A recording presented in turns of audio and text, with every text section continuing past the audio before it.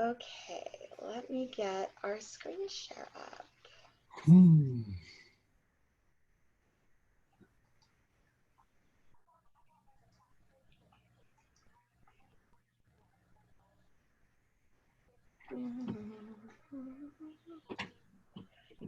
I am not doing this accurately right now. Give me a moment. I'm getting there.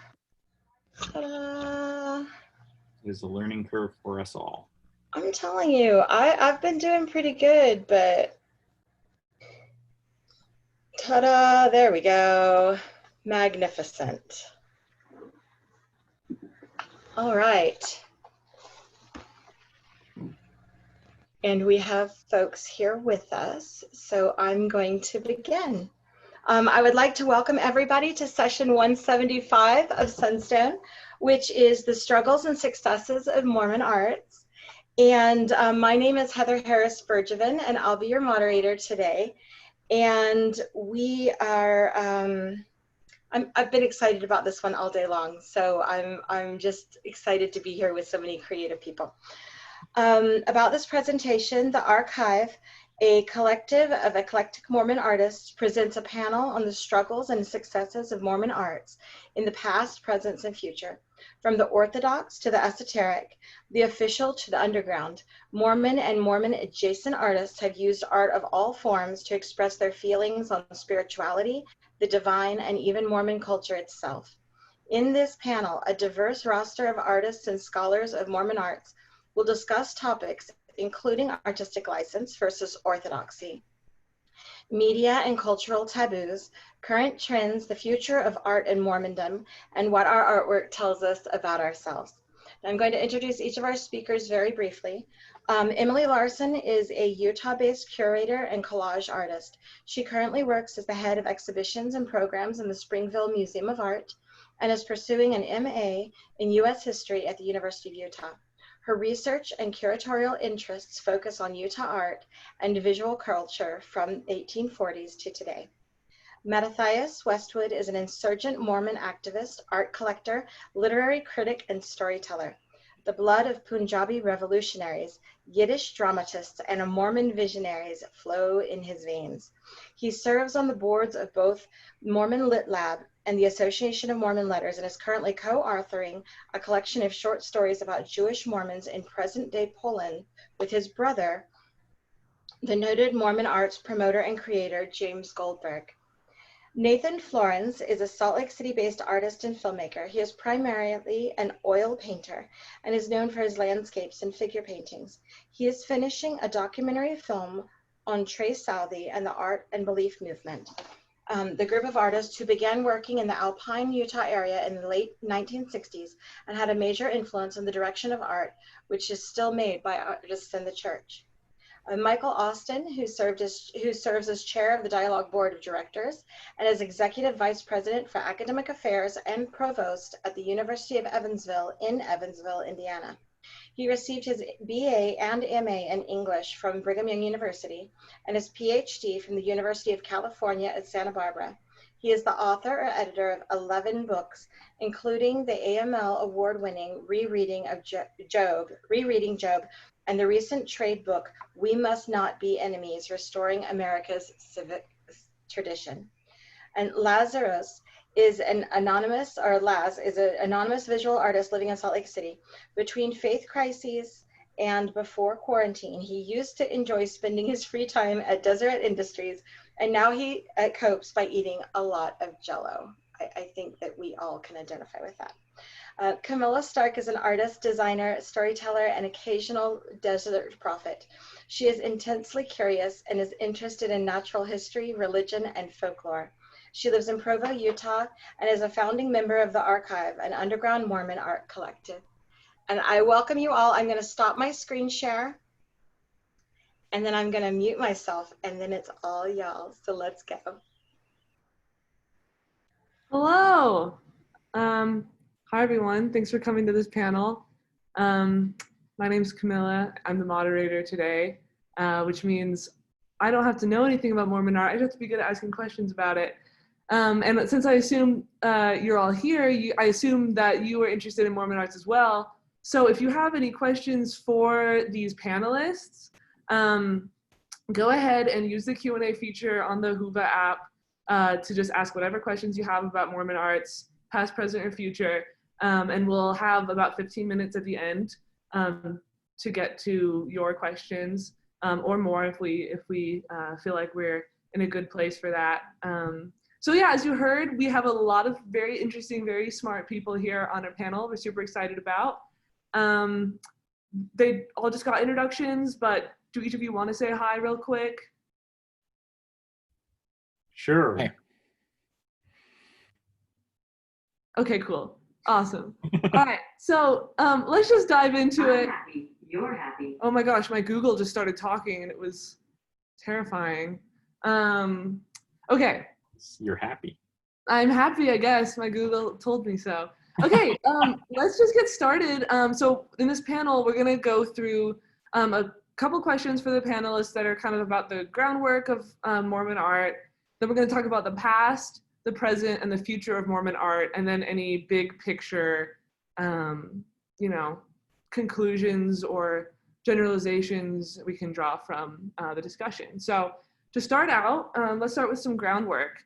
What makes something Mormon art? What is Mormon art? I'd love to hear from all of you panelists, but does someone want to start with taking a stab at this question?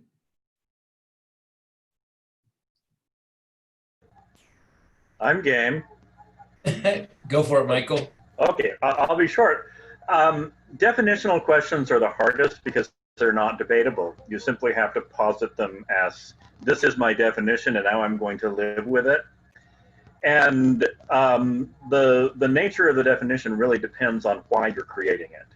So, you have two really tough definitions there. What is a Mormon and what is art? And even if you answer both of those completely correctly, you're still not going to get what is Mormon art. So there are many possible definitions of a term like that. Mormon art, from my perspective, Mormon literature is something that probably 75% of all of the scholarship and literary criticism about Mormon literature has been some version. Oh. Michael, we lost you. It wasn't my fault, I promise. He's We have been an trapped. ongoing joke, Michael and I, today about that. Am I back? You're You're back. back. Get back. So what was the last thing I said?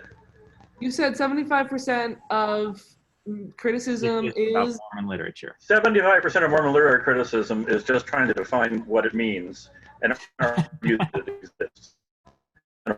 Mormon literature exists. And at some point, you just have to lay down your definitions for whatever reason. If I'm starting a bookstore or an art gallery, I'm going to have one definition. If I'm writing a book about something, then I'm going to want to make sure the definition extends to whatever I'm writing my book about. So those definitional questions are interesting, but I think at some point we just need to get beyond them and say, here's some stuff that probably is Mormon art. What does that mean? Yeah. Yeah, I was just going to jump in and say that my favorite version of this question was Laura Hurtado's example at the Mormon Art Center Festival when she showed a YouTube video of Ryan Gosling dancing with his sister at his Ward Talent show when he was about 12 years old. And she said, "Is this Mormon art?" And I think that you throw that out as a, I don't know. Yes, sure. At the museum, we recently did a training on telling more LGBTQ plus stories at the museum, and our instructor told us that he considered LGBTQ plus art like anything that was created by us, for us, or about us. And that was something that resonated with me for Mormon art too, just this big tent approach that all sorts of visual culture, whether it's about Mormons or by Mormons, can kind of count as if you're looking at or examining what is Mormon art. Yeah, and I think that really captures it. By us, for us, about us. There's art that is generated by people who are Mormon or identify as Latter-day Saints, right, in the big span of Mormonism. There is, and a lot of that is what I think of as crypto-Mormon art, right? It has no overtly Mormon content, but it's shaped by the fact that people connect with Mormonism. So like one example would be Brandon Sanderson's work. There's a scene in one of Brandon Sanderson's books where it turns out that food storage is like really crucial. And you're like, well, that's Mormon art. But nothing else in the books is overtly LDS. And then there's work that is overtly Mormon in its content, right? That is about Mormonism. And then there is work that tries to address and speak to a Mormon audience, right? And sometimes work is any one of those three, and sometimes it's all of those three. But I do think that any of those three can be Mormon art. Yeah, I think that as has been said, defining these things can be difficult. Defining art has been a question for as long as anyone can remember. And defining Mormonism is a more recent question, but it's also a more recent religious phenomenon. So I don't know if I have an answer that's much different from what has been said, but I am constantly interested in looking at things that people might not see as Mormon art and asking, well, could this be? Could we bring it into the conversation? Yeah. Thank you all for your answers. I would love to ask kind of a related question. For a lot of people, especially those who are more Orthodox members of the church, when they think of Mormon art, they think of what's, in the foyers of the chapels and what's, in the ensign, right? And the church publications on the church website. But, in discussion that we're having here, defining Mormon art as anything by, about, or for us, that creates a much wider net. I wonder if any of you have any thoughts about, as artists, working with kind of that like Orthodox art versus having artistic license, potentially pushing some things to the limits a bit. In particular, I know Laz has had some thoughts about this, so I'd love to hear from Laz about that, and then anyone else who would be open to sharing opinions about that. Yeah, so I guess just, I don't know, I guess I can ask the question back to you to make sure I've got it, but it's, what do we do with the more Orthodox art in the bigger question? The narrow. Oh, well, I was thinking more like as an artist, working like as a Mormon artist, what's the experience like kind of balancing, maybe what you grew up thinking what a Mormon artist is and what you need it to be for yourself. Okay. Yeah. Yeah, so I would say that it's a very similar trajectory, at least for me. My journey through art and Mormon art as my journey through faith and Mormon faith, which is that things start pretty narrow, and you tend to expand outward, and everyone has some version of that, whether they are an artist or not, or whether they are an Orthodox member or not. Everyone has to kind of expand outward. That's just the nature of growing and acquiring new experiences. A big thing for me has been trying to really hold on, both in the sense of making art and in the sense of having some kind of faith, to those, I guess, introductory pieces. I really am not a big fan of pretension. And I really am not a fan of trying to feel like I've grown beyond something in terms of either faith or art as I've discovered more things. And that's very difficult because I think that ego can get tied up in that a lot, and you want to feel like you're smarter or better than you were when you were first learning some things. But as an artist working now, I really try. And again, same with my faith, I really try to embrace everything that's come before because I think that even some of those more orthodox depictions, they're all inside of us if that's where we have our foundations. And you can try to run away from that. You can try to bury it or pretend like you're better than that now, but at some level it's part of you, so you're just going to be denying a part of yourself. So at least for me, that's where I try to stay, even though that's a very difficult position to hold on to when you want to feel more important. Thanks, Laz. Mattathias, is that a hand raised from you? Yeah. So I think one danger we have as Latter-day Saints and who view the art or who are artists is to conclude that the range of Orthodox art is much narrower than it really is, right? And this can happen because of things like an approved list of art for 4 years, right? But that's like one list. And so I work in the world of software development, and the way I like to think of that is more like, here's the style guide for one specific app release project, right? We have a thing we want for your art to do that's specific.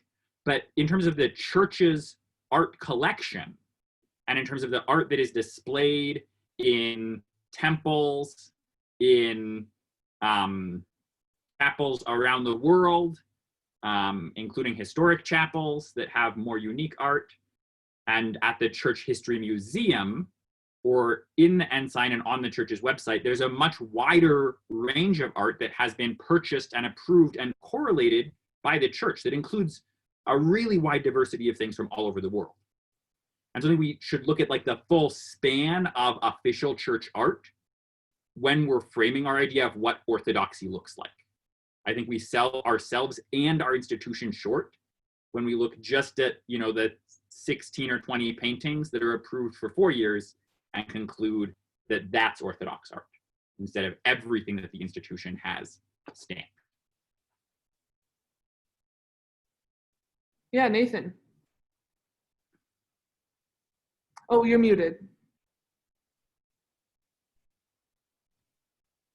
There we go. There we go. Sorry, thinking about this question and listening to both of those responses, I think that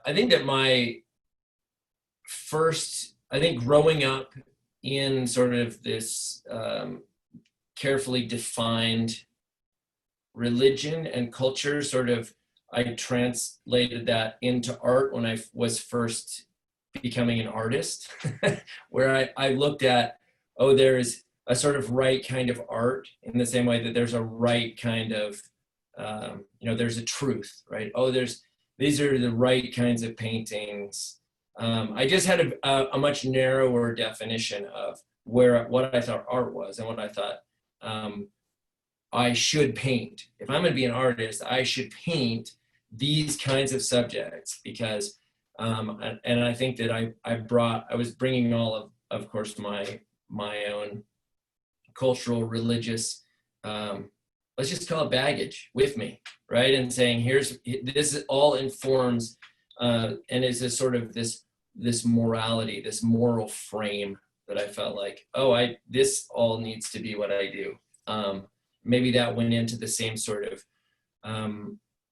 I guess you could say the same thing that we think about art the same way as that sort of, what did Elder Packer call it about, like, testimony supporting history or something like that? Like, somehow art should be the same way, like, and especially Mormon art.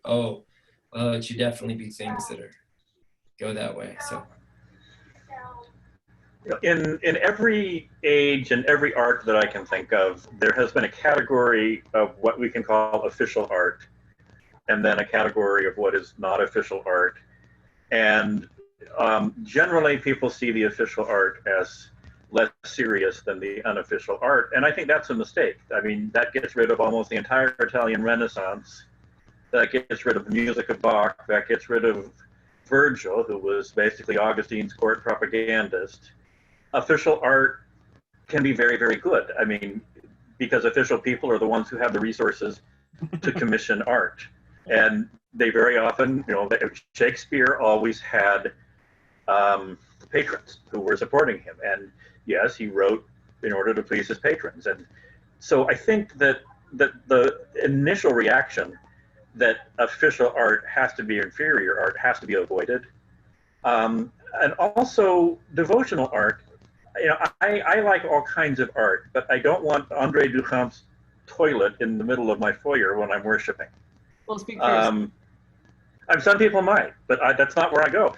There is a value to art that is devotional, that puts people in a frame of mind to worship, and there's limited value sometimes, I would say, to bringing in art intended to shock and stretch people's minds into chapels when they're supposed to be worshiping. There's a place for official art. There's a place for approved art. There's a place for approved lists. But it's just as serious a mistake to say that other kinds of art don't have great spiritual or devotional value, because very often they do. And very often art that would not be appropriate in an LDS sacrament meeting or in a foyer can have great depth and spiritual meaning for those who can see it and appreciate it and read it that way. And some very shocking art I find very, very spiritual sometimes. So I think that dichotomy between official and unofficial art, or between approved and unapproved art, has some value and utility, but not much. I mean, there are places where you want to draw that distinction. Yep. In the temple, for example. You want to draw that distinction, and you probably don't want horrifically shocking images of death and destruction, however spiritually valuable those things may be. No Hieronymus Bosch temple murals? That was an altarpiece originally. Yeah. I'm just saying. Yeah. All right. Emily, would you like to add any comments to this question? I think everyone covered it perfect. Great. All right, let's move on to talking about our artistic and literary past in Mormonism. Mattathias, I have a note that you would like to give a brief overview of Mormon art, both visual arts, literature, and music. So why don't you? Yes, I'm so happy to get a chance to address this out of the gate, because I think there's a thing we often do about our Mormon literary past, which is to kind of discount it, literary, artistic, everything. To discount it and say, nothing interesting really happened. Probably everything we made was bad. And I think really the place that this comes from is the fact that Mormons, like everyone else in the world, are a colonized people, right? We got colonized by the United States rather forcefully in the late 19th century, and that left some scars emotionally. And the result is we spend a long time trying to conform and prove that we're like part of this broader culture and loyal to the values of the broader culture, because we don't want the broader culture to smash us again. And oftentimes this turns for us and for lots of other colonized people, for my grandpa's people in India, right? For the Jews in 19th century Germany, right? In the Haskalah period, in trying to prove yourself by adopting the artistic values and aesthetics of the broader culture and say our art can never be as good as their art. What we do can never be as good or awesome as what they do. And we just need to, and that kind of self-hating pattern develops. And I think we really don't need this. We really, really absolutely don't need this. And so what I want to say about the Mormon artistic past is Mormons have been making hella rad art since at least 1830 and probably 1820, right? I think the first Mormon art are Joseph Smith's oral accounts of this terrifying, amazing divine experience that he had in a grove of trees, right? As he's talking to Methodist ministers, to his mother, to his father, to his brothers and sisters, right? That's the first Mormon art. And from there we have hymns, we have poems. Soon they're building chapels and temples and making quilts and making altar pieces and really not just folk art, right? They're regular people and they're outsiders in basically every sense, and so it's folk art and it's outsider art. But also basically right away, there are fine Mormon artists who are supported by the community, who are craft specialists in their fields, who are being given the run of things to do things like, you know, design and build the Salt Lake Temple, an amazing, truly amazing work of art, right? And all of the Pioneer Tabernacles. And then even in this period where we start kind of trying to accommodate and trying to show the country that we're not scary foreign people who have weird ideas, even then we make hella rad art, right? If any of you have read The Giant Joshua, one of the great Mormon novels, or like just look at Arnold Freeberg and Minerva Teichert, right? They're during that period of accommodation and of conformism, and they make absolutely blow your mind away paintings of our scriptural stories. And right now we're also making hella rad art, right? Like the whole story of Mormon art is cool art all the time. Be proud of it. That's the end of my story. I love that. Thanks, Mattathias. Let's see, I have a note that Emily's gonna go over a few key moments in visual art history. Yeah, I love what you said, Mattathias, because it is true, like from the very beginnings of Mormonism, like our culture, our tradition has valued the arts. And in Nauvoo, there were artists. Bathsheba Smith was taking art classes, and there's sketches that she was doing. As they move into Utah, which is really where I know more about, just from the earliest days as they settled the valley, arts were important at the first fairs. They had art competitions, and they started the Deseret Academy, and there were art classes there, and they were supporting these artists like Mattathias said.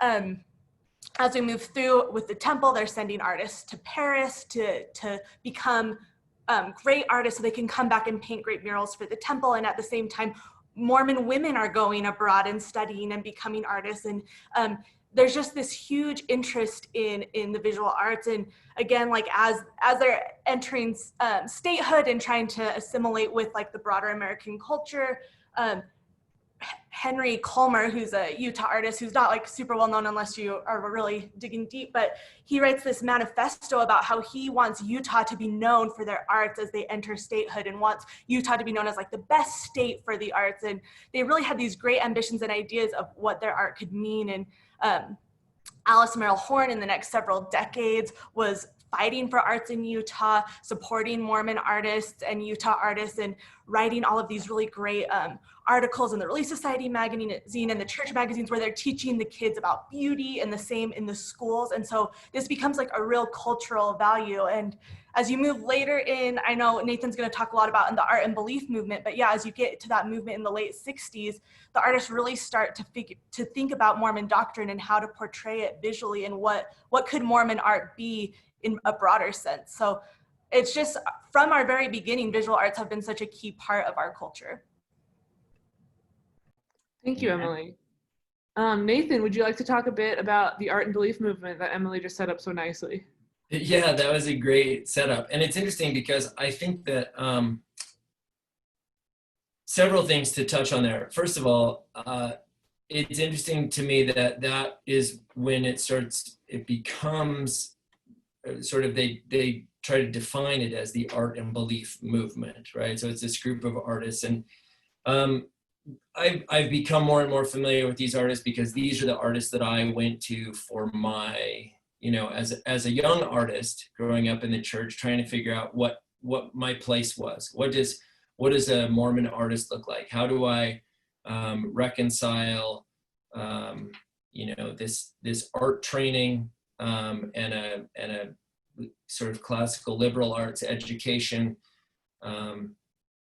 reconcile that with the church, and then try to figure out how to make art about that. So that reminds me of an earlier question, in that I think one of the things that gets really complicated is this idea of what successful Mormon art is, or how do we define success in this? And one of the art and belief artists, in fact, Dennis Smith, gave me a piece of wisdom that I have taken into my own practice years ago. And he said, you can't or he said, as an artist, don't decide what success is before you figure out what you make. Don't decide that, oh, success is having a New York solo show when what you really like is Toll painting cats, right? Like, you got to figure out what you love and what you make before that becomes success. And I think what the art and belief movement did was tried to take this on in a sort of an enormous way. They tried to, they sort of took this as their vision should be the church's vision for art. Trevor Southey talked about it the same way as Colmer that you mentioned, Emily, and this like wanting to be known. He wanted Utah to be a place that was, he compared it to a Mormon Vatican. And by Vatican, he's referring to the art of the Vatican, that it would be, people would, as he said, weep in corners because they were so moved by the beauty of the art that was here. And then they would, then of course want to be part of everything else. But the danger there is also that what they saw as success was being embraced and having the church agree with that mission. And ultimately, it as successful as each of them are as individual artists, the art and belief movement was a failure. In that, and I'm saying failure in that they didn't ever convince the church or receive that recognition by the church in the way that they would have wanted. The church did start what became the Mormon Arts, or the Mormon Art Festival, which they started, and the church sort of took it over and turned it into what is happening. I'm going to take this into contemporary, which we're going to get to later in future. But I think they changed the name to the Center for LDS Arts. Is that right? The Mormon Arts Center Festival in New York, right? As soon as I saw the name of that change, I felt like exactly the same thing was happening that happened with Art and Belief with the Mormon Arts Festival, where the church takes it over and gets that sort of correlation involved. And at that point, it becomes different. So I think success as artists, yes, and the art and belief artists had a huge effect and a huge influence on, other sort of generations of sort of art and belief artists. If you go into Brian Kershiznik and people who are making art now, we're definitely very informed by them. So very influential. Anyway, I don't want to take too much time, but I think that those are some of the important things that they did, but also some of the I guess the pitfalls or the dangers of the things that we're trying to reconcile. And I think it's what makes this question, I don't know, it's a hard, all of this is a really hard question. Yeah. So. Thanks, Nathan. Mattathias, you have a note? Yeah, one thing that I think is interesting there is that kind of, you got this piece of advice from one of the art and belief painters of don't define your conditions for success until you know what you're doing. And kind of the art and belief movement itself fell prey to that by kind of defining their conditions for success as something that was out of their control, of like, we want this institutional approval in this specific way. And they had a huge impact, but didn't meet that success criteria. Right. Well, maybe that's why he had that advice for me. Yeah. Could I step in for just a minute? Yeah, absolutely. So I am a big believer in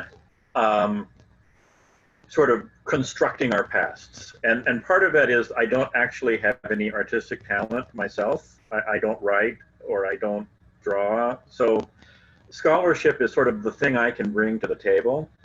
But I've convinced myself, at least, that going back and helping to piece together a Mormon literary tradition, which is a project for the last 3 years, I've spent most of my scholarly time with two people, Vardis Fisher, 1920s through 1940s, sort of Mormon novelist, and Josephine Spencer, who wrote a whole bunch of short stories in 1890s through really about 1920.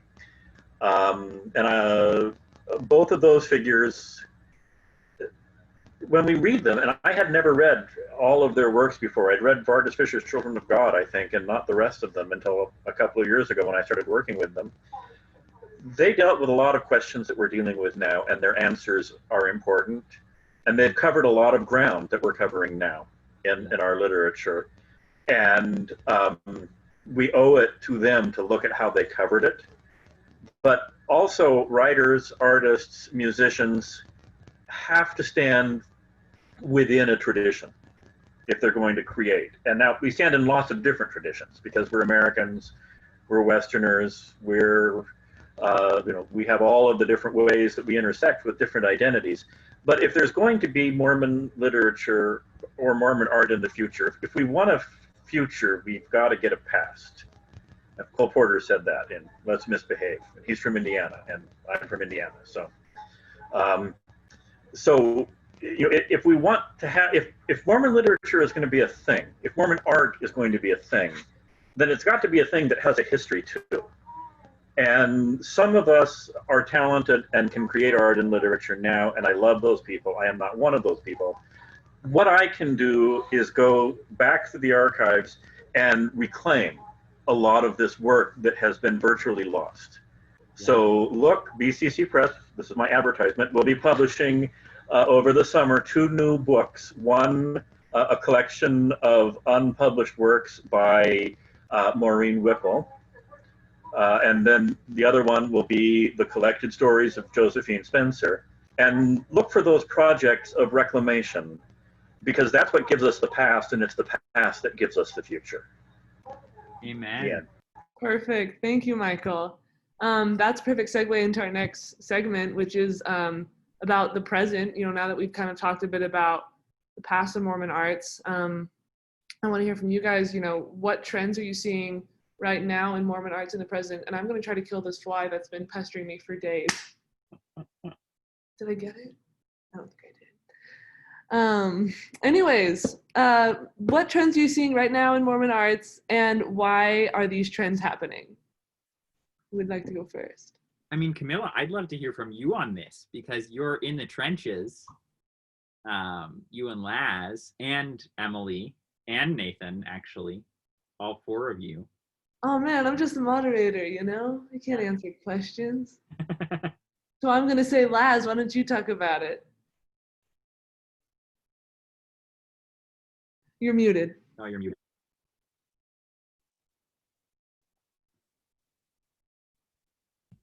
Okay, sorry, I was trying to unmute, but I was in a different window, so my hotkey wasn't working. I'll do my best. I feel simultaneously able to answer this question and underqualified, and I don't know how much a mix that is of me being a bit of a genuine outsider versus me having a fair amount of imposter syndrome, as most artists will have at any given time. But my own journey through the present day Mormon arts has been one that I didn't plan on taking, and one that has, I don't know if it surprised me or not, because I didn't really have any expectations one way or another. I started making art mostly for myself, and a large part of the reason why I am now operating, I guess, semi-anonymously, because here's my face. But part of that reason was because I had private issues, and I, much to much to the opposite effect of what we talked about with the art and belief movement, looking maybe for some institutional approval, I wanted to keep what I was doing completely to myself, outside of my friends and family. And so I ventured on this artistic journey of depicting what I wanted to depict about what I wanted to depict it about. And it's only been in the last few months or year that I've really started to connect with other contemporaries and kind of see what the similarities are and what the differences are. And I could say that we've talked a lot, Camilla and I, in private and as part of the art group, the archive that we have put together, about this sense that there's kind of something in the water right now that we have called the Ziongeist, or other clever terms we've tried to put a label on. Although sometimes I'm not sure if the more people I meet and the further I get into contemporary Mormon arts, I'm really just entering into a longer history of people who have had equally quirky and offbeat ideas that I just didn't know about.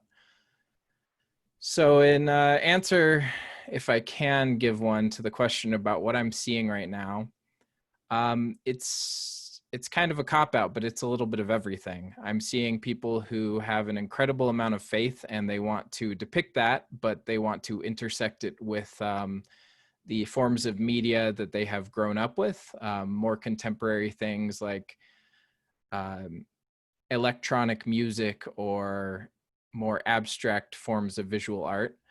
And I'm seeing people who aren't very close to the Orthodox side of things at all, but they want to reclaim their culture.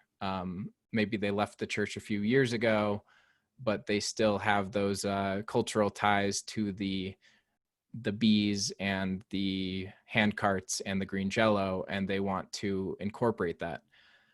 So I don't know if that's an answer at all, but the long way of summing that all up is that I think there's more, but I also don't know if I'm just uncovering it. So maybe Emily could say, from operating on more of a museum level, and in particular with the Springville's religious art show that happens every year, which I'm happy to have submitted to and been accepted for a handful of times, and it's always a pleasure to see what gets in there. I'm sure she can talk about, I think I heard that there have been more submissions in the last few years. So yeah, Emily, if you could also address as part of your answer what you've seen internationally. I know you have some secondhand knowledge about the official, Mormon International Art Competition through the LDS Church. But yeah, I'd just love to hear from your perspective what you've seen. Yeah, for sure. And I will try and keep my thoughts straight and short, because I feel like I have like a million ideas to say, or a million things to say right now. But no, I totally agree with you, Laz.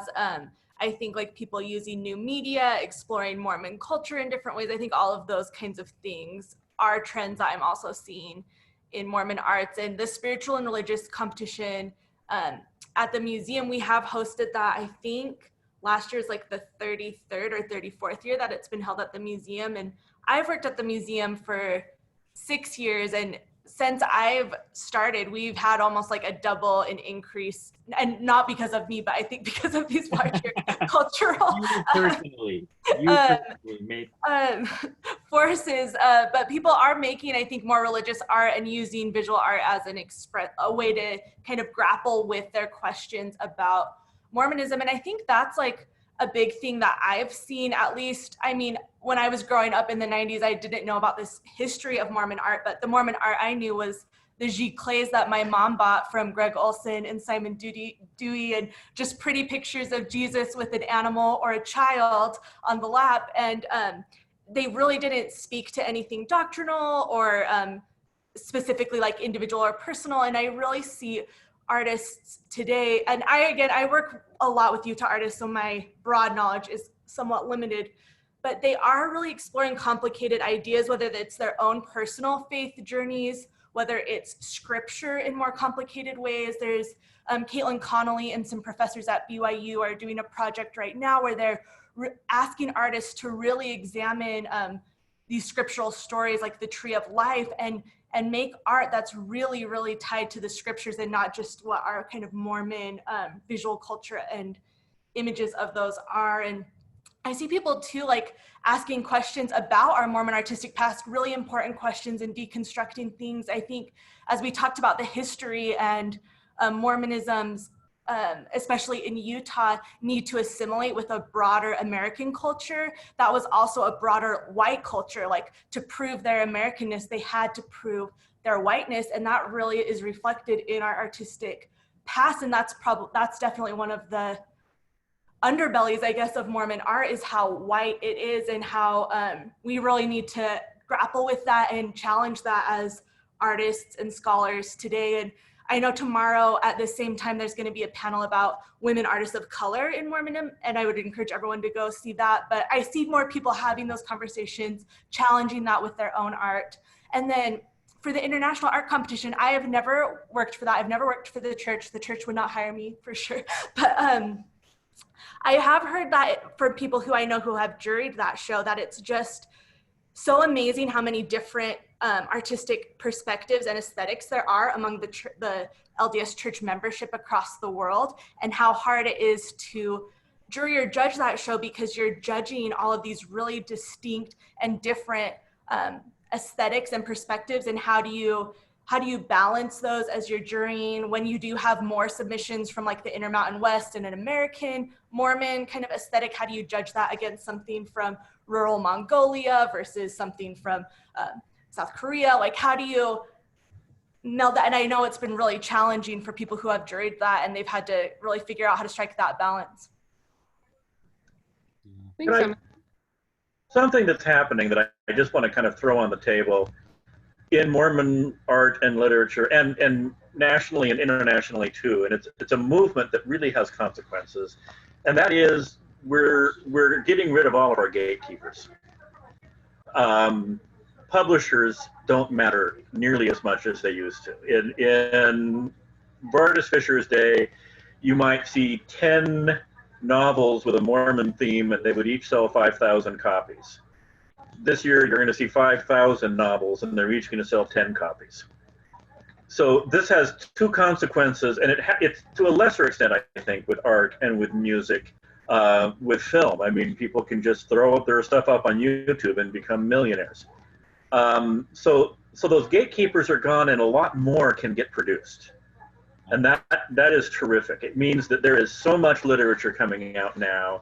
There are little boutique presses, like mine, that can put out books, and they use print-on-demand technology, and there's very little startup. There are very few barriers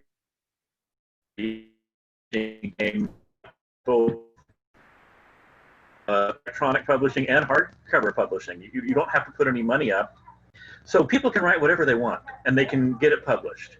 And that's sort of the good news. The bad news is nobody's making any money, because there are 5,000 books, and they're only selling 10 copies each. So you don't have, very few people manage to be full-time writers, and that's their job, or full-time artists, or anything else. We've all got day jobs. So return to what things were like before the 20th century. You know, that was an age of gatekeepers. Yeah. If you got a book published, it would probably sell respectably, but there was a huge barrier to entry, and the gatekeepers had all the power. Yeah. And it used to be that if you were going to produce Mormon literature, you either had to be sappy enough for Deseret News or apostate enough for Signature Books. And there weren't gradations in between. And now anyone can be a publisher, and there are fine degrees of gradations in orthodoxy and in artistic talent and in message, and we don't have book selling has changed. In my professional lifetime, it's been upended in what's probably the most significant revolution of the printed word since the printing press. And it's internet distribution, it's print-on-demand technology, it is the virtual elimination of the gatekeepers, and it's the turning of almost all artistic production into a side hustle. Super interesting. Thank you, Michael. Lazarus, you have a comment, and then Mattathias. Yeah, I just wanted to add to my initial comment after hearing what Michael had to say. And that really rang true to our experiences running the archive as a loose network of loose collective network for Mormon artists and similar creators, in the fact that a lot of the artistic drive that we have seen, I would say, has come from a place of niche and operating within niche. And we have both kind of embraced that as the co-founders of this group and thought we were, you know, pretty onto something, but we've kind of found that a lot of people have gone this way. And I think that it's that dissolution across the board, whether you could say that's brought on by the internet or other technologies, of these gatekeepers, as you said, kind of starting to dissolve and change the television industry, the publishing industry, and to some extent, the institution of the church itself it still is very valuable to a lot of the artists that we work with, but there's a different sense of freedom and license to just do whatever you want when you think that maybe only 50 people are going to see it. And I would say that embracing those niches is big for Mormon art because, let's face it, Mormonism is a niche inside of a niche. It's so many layers down. By the time you get to Mormon art, your crowd is so small that you could either try to be an incidental Mormon artist like we've talked about and go for the big shot, or you can be a big fish in a small pond, and that doesn't have to be a bad thing if you have a very supportive group of people around you.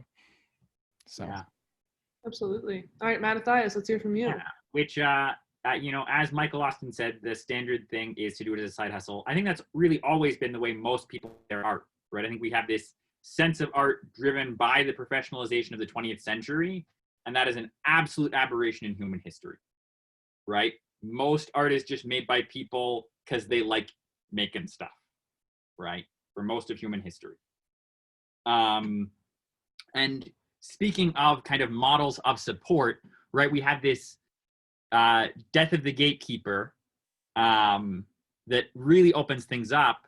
But one of the things it opens up is funding, right? With Patreon, with Kickstarter, with GoFundMe, right? Like I, as someone who's really interested in niche art, can directly fund artists doing things that I think are interesting, right? And it doesn't cost me $1 million. It costs me, $3 a month or a $25 pledge for a book that I think is cool. And so that's been a really cool way for me to interact with art. Even when I was a broke college student, right, trying to save every penny, right, I could still once a year do a $25 pledge for a cool art book. And then the other thing I want to say about our Mormon present, I think is said most eloquently by the gallery wall behind me. So my house is, part house, part Mormon art museum. And here in my bedroom / office, you see a gallery. This is just contemporary LDS art, right? Just about everything in this room. There are a couple of exceptions that I can point out, but basically everything in this room is from within the past 2 to 3 years and by women Mormon artists. So up here, there's an Annie Poon etching and an Annie Poon print from her Book of Mormon series, right? One of the children in 3rd Nephi surrounded by flames, and one of talking with a quote from Alma about bearing with patience your afflictions. There's a Melissa Kamba painting, right? The hands reaching out to this gold sun with bees floating in front of it, right? A land of milk and honey kind of image from our history. If you don't know Melissa Kamba, definitely look up her art. And then down here in the middle, part of Megan Knobloch-Galeman's works of translation series of her images, where she's basically like creating Renaissance style, like super heavily symbolic oil paintings, but as photographs, right? She stages these photographs. And then, up here, these are LDS art the third way, right? By appealing to a Mormon audience. One is the portrait of Frederick Douglass that goes with me everywhere I go. I posted that in each of my mission apartments as my model for who to be as a missionary. And then next to that is an icon of Christ Pontocrator that I got from a great guy down in Florida, Craig Yinkst. And then this painting, I have to thank Laz and Camilla for this being in my home, because it was a painting from their Via Crucis exhibit where they invited LDS artists to make paintings representing the different stations of the cross of what's called the Via Crucis or Via Dolorosa within the Catholic tradition. And this is Lisa DeLong's Resurrection, right? This is Christ's perfected body, a little differently than you'll see it in church foyers. And then over here is Fidelia Morales's Provo Temple. She's a Mormon folk artist who sells her paintings and prints of them at the Provo Farmers Market every summer. And then a little bit more of the Megan Knobloch-Galeman works of translation. And then over here I have my Archkeeper, along with some programs and zines from past archive events. So there's like lots of really, really, really cool stuff happening right now. Awesome, Matthias. Good time. We gotta get you to post pictures of your collection somewhere, so all of our viewers can go back and see close-ups and that sort of thing. Are there any more comments from any of you panelists about what you're seeing right now happening in Mormon arts? I think we're about ready for our Q&A. Oh man, give me a little bit more time. No, please do. I was going to ask, not quite, but I was going to say, we do have a question for later of what are you working on, or do you have anything cool to show us? So be thinking on that as Camilla finishes up the rest of those things. Camilla's got cool stuff. She was actually showing me and some friends last night some of the stuff. We want to see all the awesome. That's what we want. All right, we'll show you stuff if we have time at the end. Yeah, absolutely. I want to talk about the future of Mormon arts right now. So I gave a challenge to all the panelists, and I said, I want you to think about what you want Mormon arts to look like in 25 years and in 100 years. So let's just kind of, go through the panelists. Nathan, we didn't hear you Nathan, we didn't hear from you in the last question. So would you like to make some comments about the future of Mormon arts? Sure. I think any of us are taking part in this panel and even interested in this question because we have some sort of hope, right? We have some sort of either an ambition that there is something happening here, that there is a future in Mormon arts. I think there's some question of, going back to what is success, what are we trying to accomplish here? I think that what's really happening, I love the mention of the falling of the gatekeepers and the accessibility, the way that the democratization of art making, whatever that is. I think it's awesome that that's happening in the church at all. So I think the more, of course, I would love to see sort of less of that sort of correlation. Sort of is a tricky thing, right? You want to see. It would be awesome to just see more art out there and more people who felt free to put a voice out there and have it feel like it's okay. There's not a right and a wrong way to do this, and I think that's the danger of of this question, right?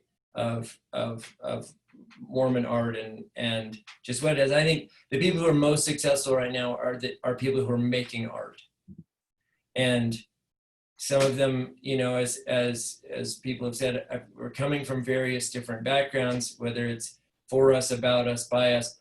I think part of it is just sort of not worrying about whether or not it's Mormon art, but whether it's whether it's doing what art does. Art is sort of inherently non-conforming, right? Neil Hadlock, another of the art and belief artists, sort of paraphrased another quote that I've also heard attributed to Picasso, which is that great art asks questions and illustration answers questions. And I think what we're looking for are those questions being addressed one way or the other, and I think art that asks questions and continues the dialogue, that's what I would hope, right? I'm much more interested in continuing a conversation than answering a question. So Lovely, thank you, Nathan. Anyone else have comments about what you would like Mormon arts to look like in the future? Mattathias? Yeah, so I think this is kind of where the Renaissance question comes in, right? The question that people suddenly ask every couple of years, and usually with this colonial self-shame thing, is like, when will there be a Mormon Renaissance? Like, when will our art be Renaissance? And it frustrates me. Because usually the people asking this haven't looked at anything that's happening. Right? They don't have a sense of what's happening on the ground. And it's just from this automatic self-shame of like, oh, there must not be any good Mormon art. Maybe someday in 100 years, there will be good Mormon art. It's already here, guys. It happened, it's here. But I think it comes back to what Nathan was saying earlier with the art and design movement, where a lot of times we set our standard for success before we've gotten going with a project. And when we say, when will the Mormon Renaissance happen? A lot of what we're really saying is, when will all the other, right? When will our oppressor finally bow at our feet and say, you are so awesome, you are better than us at art and music and writing books and all these things. And like, they moved on. They don't even remember that they smashed us in the 1890s. They're like busy listening to Taylor Swift's latest album, which is fabulous, and you should listen too. But like, there's not going to be this moment where America says like, oh, Mormons, we're sorry that we chased you out of Illinois because you make good music now. No matter how much they love Brandon Flowers and the Killers, right? Like, it's just not going to happen. I'm sorry. I have for not being from Maryland. Yeah.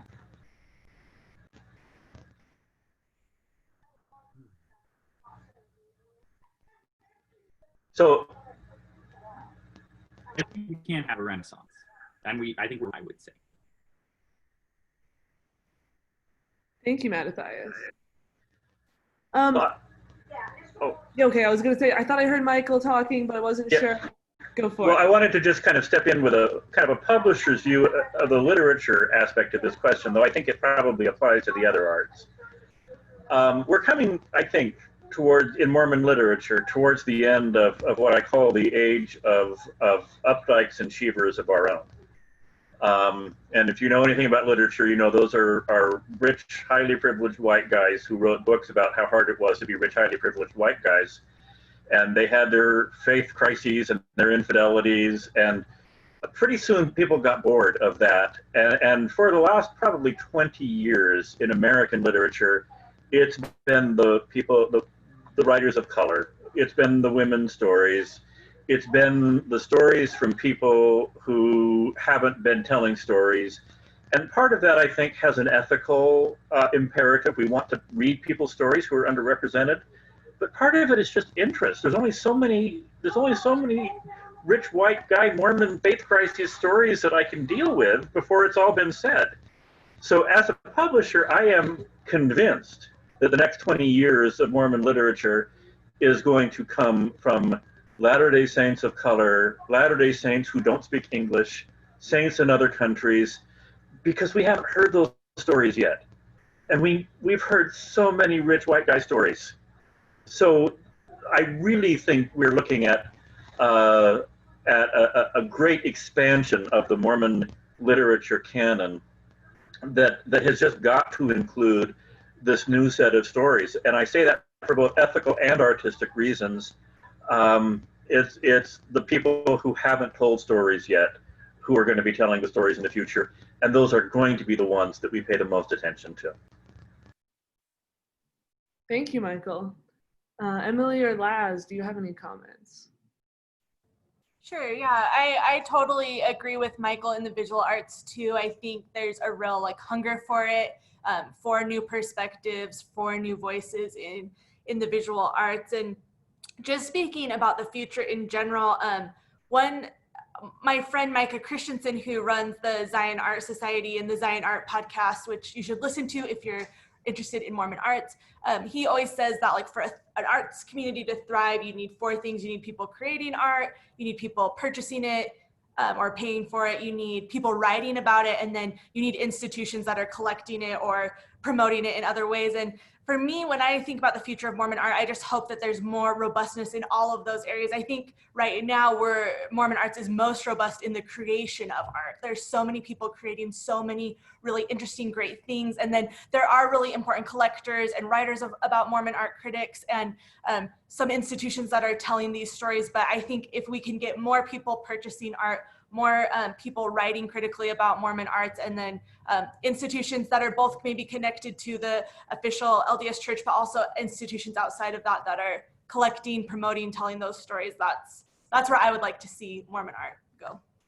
Yeah, I know that time is short, and I can't pretend to have a real good prediction about where things will go. But if I could say where I'd like things to be based on my own set of criteria, I'd really like to see, and who knows if this could ever happen, but I'd like to see a return to smaller community-based things. As we've said, the church itself is already a small community, but I think that communities supporting themselves, and in particular, there's a lot of discussion about the approved art list that we touched on. And I think it would be amazing if there was ever a day where, a bishop could support a local artist for their own ward, and that we could have that support kind of from within this own structure, where it seems like in some senses we've kind of hit a peak level of well, I guess I can't ever say there's a real peak level of correlation, or else I might be eating my shoe someday. But it feels like we've kind of, as a group, hit kind of a peak saturation of sameness, and that in society at large, it feels like we're kind of ready to retreat back to smaller communities and families. At least that's my hope. So that would be my hope for the community. And I actually did hear that podcast about those 4 things that art needs to thrive. And I would really hope that there can be more niche institutions. And that's kind of something, if we get our own little plug for the archive, it's something we want to do, which is to collect the interesting artists around us, even if that only ever means that we have 500 people tops paying attention. It gives us a way to consolidate in a way that people will more easily discover these things that smaller creators are putting out. Thank you, Az. All right. I have one more question for you all. In the interest of time, let's try to do it in 1 or 2 sentences, which I know is really hard, but I just want to make sure we can get to the questions that have been asked. But just in a sentence or two, what does our artwork tell us about ourselves as a community?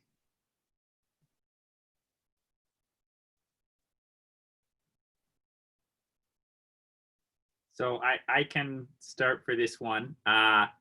it was the words that I was thinking of saying for our starting question on what is Mormon art is Mormons are people and people make art. And I think really ultimately to me what our art tells us and what we learn through art is that we're not different than other of God's children, right? Like we're all stuck in this mortality together and we're going through the same struggles whether we have the same belief system or not. And ultimately that is what I think our art ought to help us see and can help us see. And that's what Mormon art does for me, is it shows me my humanity and the humanity of everybody else. That's lovely. Thank you, Mattathias. Yeah, I would say that what our art tells us about ourselves is that it's hard to be honest, but it is possible. And if we can all just create things that are true to our experiences without fear of repercussion, I think we'll all have a better outcome at the other side of that. Thanks, Laz. Any other comments? I think it's almost impossible to define Mormon art because it's almost impossible to define Mormon, and that's a good thing. Yeah. Thank you. Lovely. The thought that just came to me is kind of like the sunstone theme. Some sunstone theme is like there's more than one way to Mormon, or more than one way to be a Mormon, and I feel like that's what the art tells me too. Like Mormonism and people's relationship to it is really complicated and complex. Thank you, Emily. Nathan, do you have any final words before we get on to the listener questions? Well, I'll put two things. I think our art that we collect and then we're willing to look at reflects just our thoughts in general, sort of how much we feel like we need to collect art for ourselves versus collect art for what it tells other people. And yeah. I think that is also true of the art that we make. So just how much we're willing to put our own self and that integrity into it. Thank you, Nathan. I see Heather's back on the call, which means I think it's time for listener questions. So I will concede to the moderator. Yeah, that was my subtle cue that I reappeared like bing. All right, Nathan, my first question is for you tonight. Someone was asking, they said, well, just listening to the introductions, I would love to learn more about Nathan Florence's film project covering Mormonism, art, and belief movement. And that they mentioned they had so much love for Trevor Southey. You want to tell us about that? We're interested in learning. I'd love to, and I will keep it short because I know that there are a lot of questions, but we are in post-production on this project, which is Trevor's story and that of the art and belief movement. And as I mentioned at the beginning, I sought these artists out early on as a young artist, and it is an incredible film that we've and I say we because it definitely has taken it has gone directions I never could have imagined. I think as the best documentaries do, but also like I think the best documentaries, the story has been influenced through the telling of the story. So there are some really surprising things that have developed from it. And we just have made a distribution arrangement. So if we can figure out how to get people into movie theaters again, or to get this in front of people in a way that makes the most sense, we're very close to that. So it's very exciting. It's very exciting. It's hard to tell you how cool that is if I have myself muted. Sorry about that, y'all. I'm gonna direct this at Michael because I know his love for this. Someone said, thank you for bringing up the giant Joshua, and that there were some really great Mormon novels in the first decades of the 20th century. I know that's something that has been a little bit of a thing that you are fascinated by and love.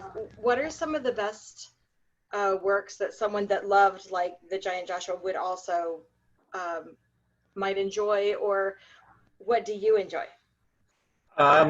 There's really, they're between about 1930 and 1950. I was going to say, am I in trouble now that I said that, what do you enjoy? And then now it's going to be like 30, 45 minutes, because I know we could do a session. There are, The Giant Joshua is a fantastic novel.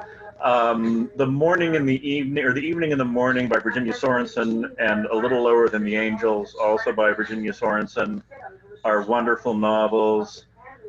There's a book that not many people have read that I really love. It's called Poplars Across the Moon.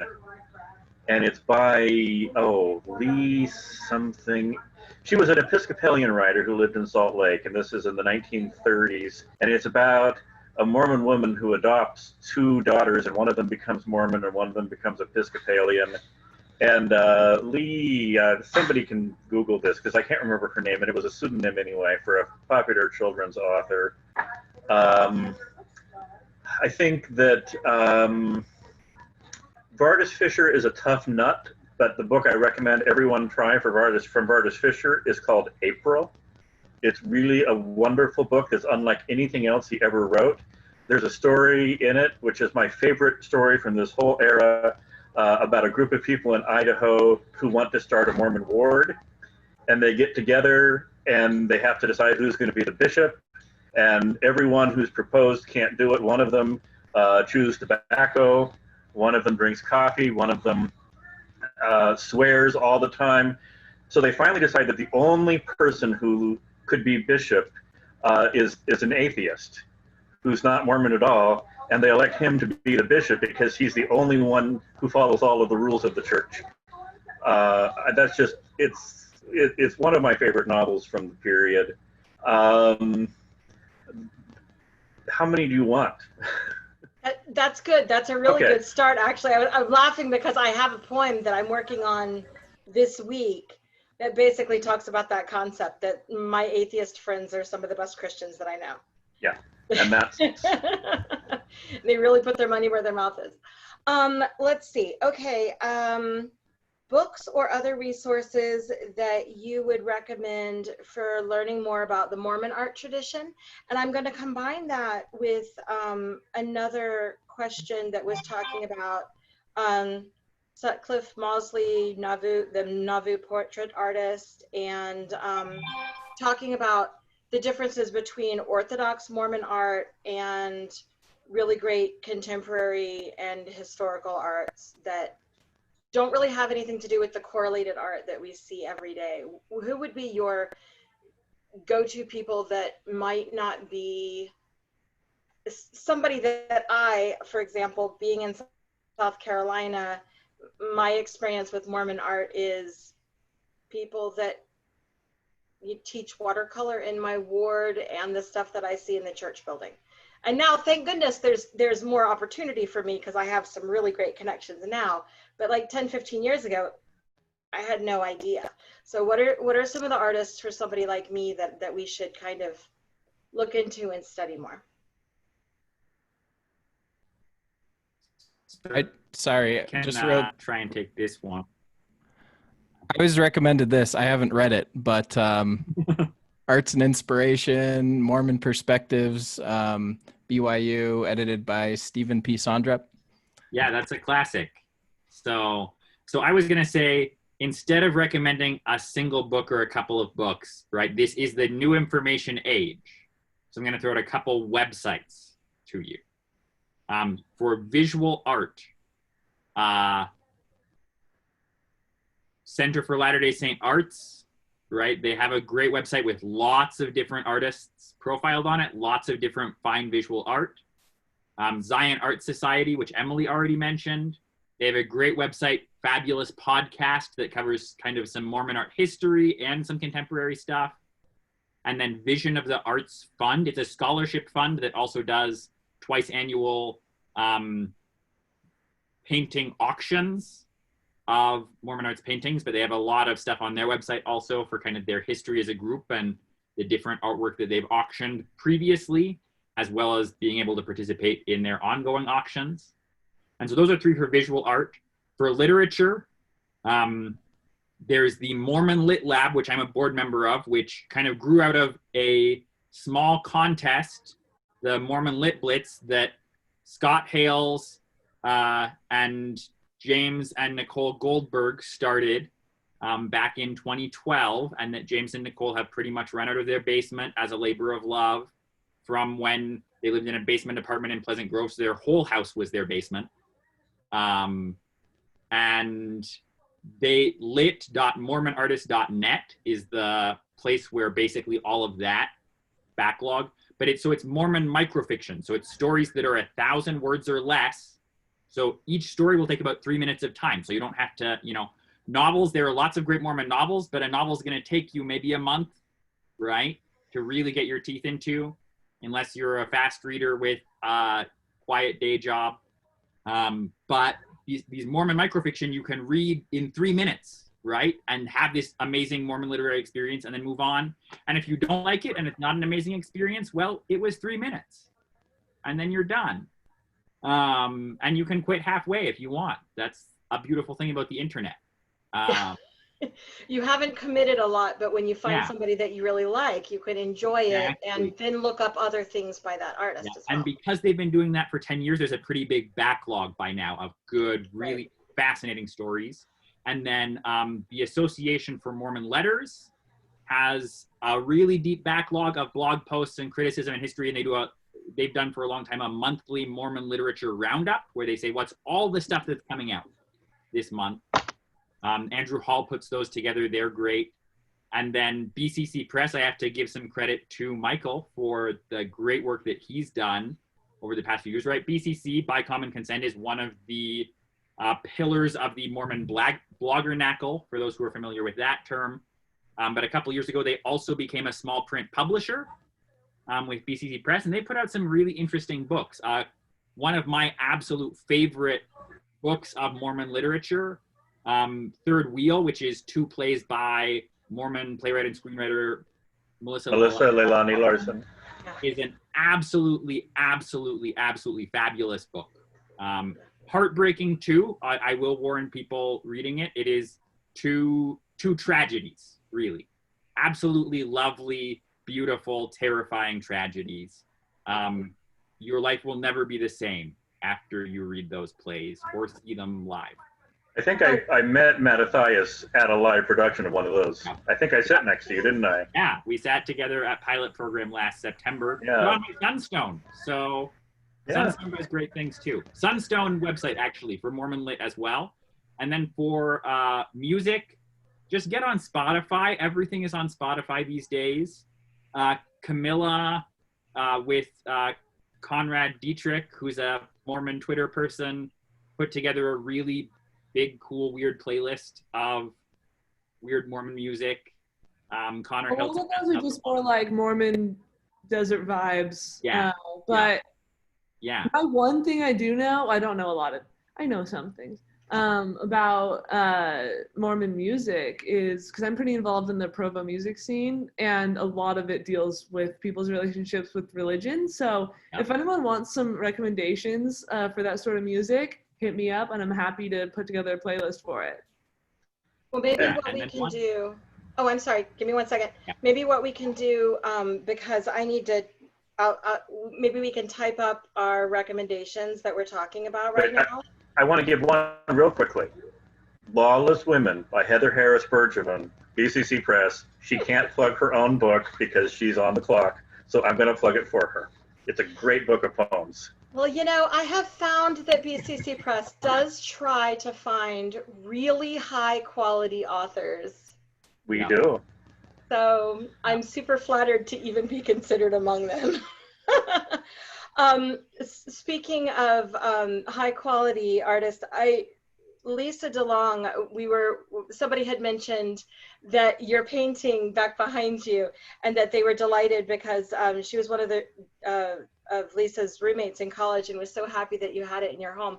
And we had a couple people say, oh, I couldn't really see that very clearly. Is there a possibility that you can kind of like zoom around for us later? Yeah, I could zoom around now, or like I posted photos of it on Twitter and stuff, and Camilla did a great Twitter run through the entire So there was a really, really fabulous Mormon art show that started right at the start of March. So they had their opening night, and then the pandemic started and no one went out. And so, kind of challenging. But so Camilla did these beautiful videos that she put like video online for each piece of art in the exhibit. So you can actually see the whole exhibit, even if you're nowhere near Provo, which is actually pretty cool. That's one of the silver linings of the world falling apart.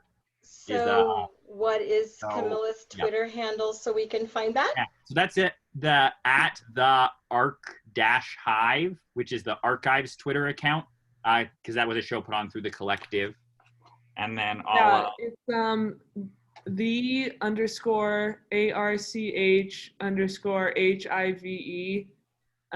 Get some. Just search Via Crucis, which is VIA space CRUCIS. Sorry for all the crazy words. It's easier when you're not saying them out loud. Or just, look me up, message me. I'm happy to share links or whatever.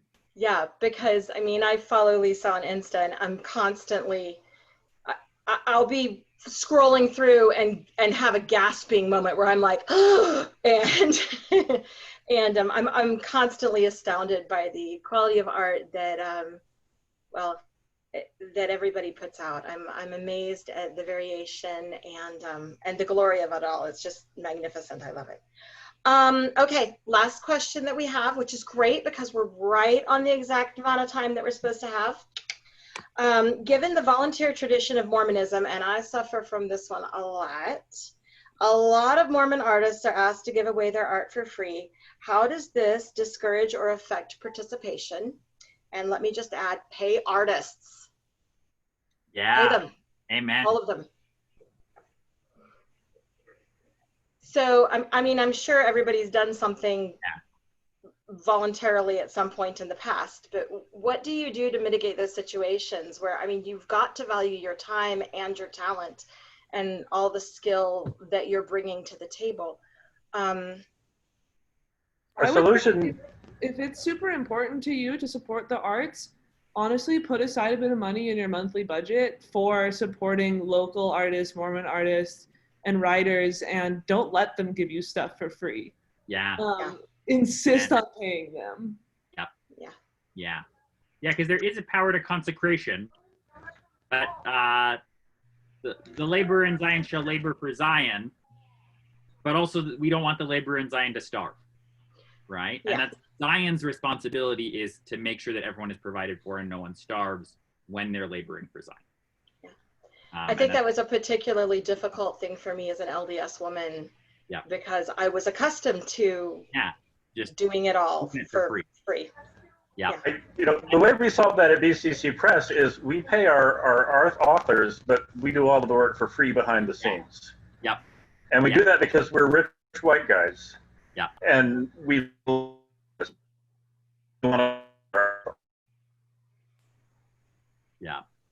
so that's the choice that we made, and then as a result, Heather got a few pizza dinners. Yeah. And Heather was glad for that. Thank you. Heather is just glad when people read the random poetry she writes. It's good poetry. So I know you primarily through the Mopo Rimo Facebook group that Darlene Young put together.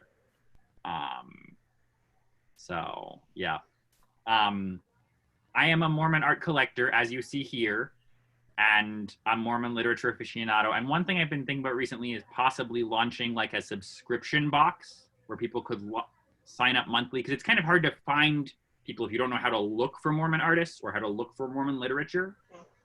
But I've been thinking of doing a subscription box service where you can either get a monthly book or a monthly art print, or sign up for the deluxe package and get both. If anyone would be interested in that, please message me and Huva, because I'm trying to kind of test out the waters of, is there enough interest in this for me to spend some time on that on the side, as one of my side hustles, just to mostly to get the connection between artists and audience, right? I'm individually sponsoring some artists who I really like. I buy a lot of art for myself, but that means I know a lot of people and know what their current stuff is. And, you know, if you want interesting art for your home, I can help make that happen. Well, y'all, I really appreciate this. I have been fascinated by what you're talking about. I wish that I could come and sit in each of your living rooms and have you like randomly show me all the cool stuff that you're working on so I could geek out over it. Because I totally would. I love art, I love different mediums, and I love making things and all of that, just that convergence here. And I just wanted to thank you all for being here individually and for letting us listen to you and for participating in Sunstone. And don't forget to drop the information down in the Whova app. And, you know, if you wanted to drop your info of where to find your book or your whatever prints, and, you know, that might be a nice plan also, because we like to introduce people to arts. So, and thank you again. I'm going to close out our session, and I hope you all have a lovely evening. Thank you, you. everyone. Bye.